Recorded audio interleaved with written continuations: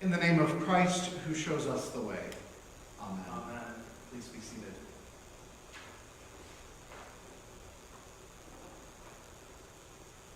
In our household, one of the traditions of Christmas time is the annual watching of Christmas movies.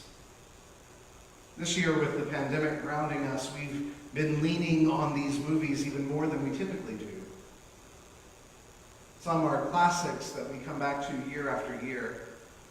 For me, it's Miracle on 34th Street and It's a Wonderful Life.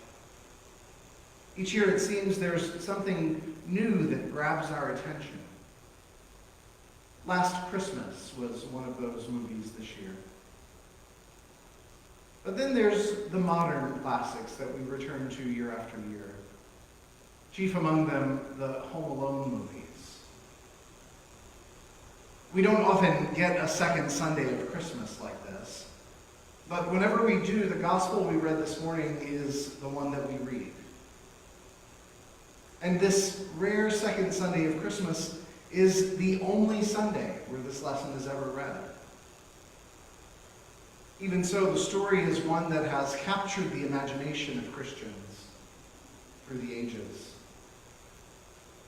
Much the way the Home Alone series has endured, this gospel today tells the story of a child separated from his parents. But while Kevin in the movies is defending against dim-witted robbers, the child Jesus is seated at the feet of the teachers in the temple, delving ever more deeply into the faith. Like the Home Alone movies, once Jesus' parents discover that he is missing, they immediately set about trying to find him. In the gospel, we're told that they searched for 3 days, reminiscent of another time that Jesus was thought to have been lost for 3 days. But we'll talk more about that in a few months. The story goes on to report that Jesus defended himself from his parents' questioning. Where else might he have been other than there in the temple? But that from that moment on, he returned with them to Nazareth, to their home. And from there, he became obedient to them forevermore. Theologians will tell you that this becomes a sort of turning point in the story of Jesus. There's a subtle moment in the text there toward the end where it says, "Then he went down with them and came to Nazareth." And the idea is that since his going is mentioned first, it's a subtle nod to a change that's happening in the story, that he's now leading and everyone else is following.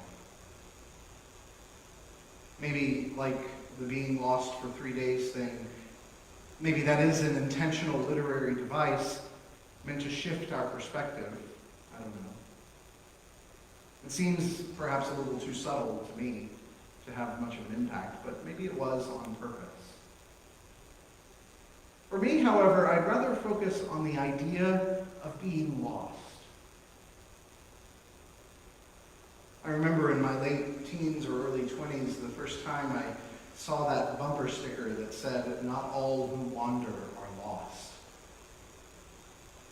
It was at a time in my life when I was pretty clearly lost, trying to find my way through a faith that had seemed to have abandoned me, trying to find my way through life during a period of my life when that proverbial question for young people, "What will you do when you grow up?" seemed to be catching up with me at last. And up to that point, I had always heard of being lost as a judgment. The more evangelical folks around me in the South would speak of people as lost. But the subtext was generally that lost meant different. And different meant lesser, substandard, not good enough. So to feel lost carried a lot of weight. And seeing that bumper sticker wisdom, "Not all who wander are lost," it felt like a weight had been lifted from me.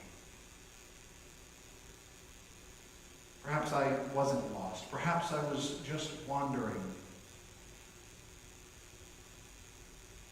Looking back, I realize I was pretty much lost during those days. I came to learn that it wasn't the irreparable state that I'd always been taught that it would be. Moreover, I've come to learn that lost shouldn't carry with it the sort of judgment that I thought it did. Being lost is part of growing. Sometimes we have to be a little bit lost to find our way. Truth is, if we're never lost, we probably never will find our way. The story of Jesus gives us some cover for those times when we're lost. From an outsider's perspective, even Jesus was lost a couple of times. Of course, during those times when he was lost, it turned out that he was actually right where he needed to be. And you know what? When I've been lost, it eventually turned out that I was right where I needed to be too. We all feel lost sometimes. That's okay. We all have to recalibrate and find our way every now and then. That's okay. Not all who wander are lost. Even if we think we're lost, it may just be where we need to be in that moment. That doesn't mean it feels good. That doesn't mean we have to enjoy it. We probably won't.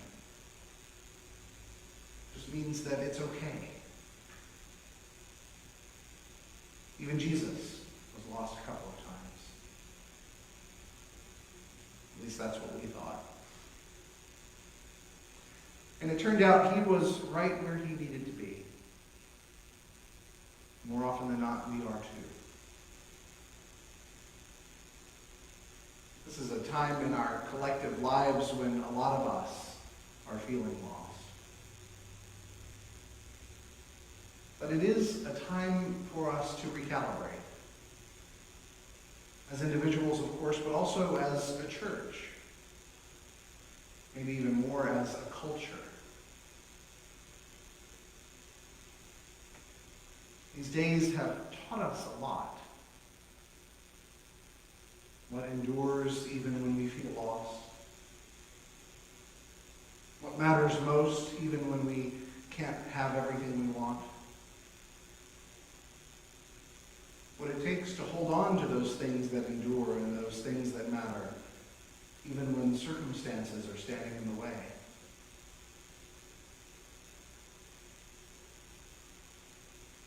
So it's time to recalibrate and find our way again. Not all is lost. And even among many of those things that are lost, it's okay. We're not lost. We're right where we need to be, and we are finding our way.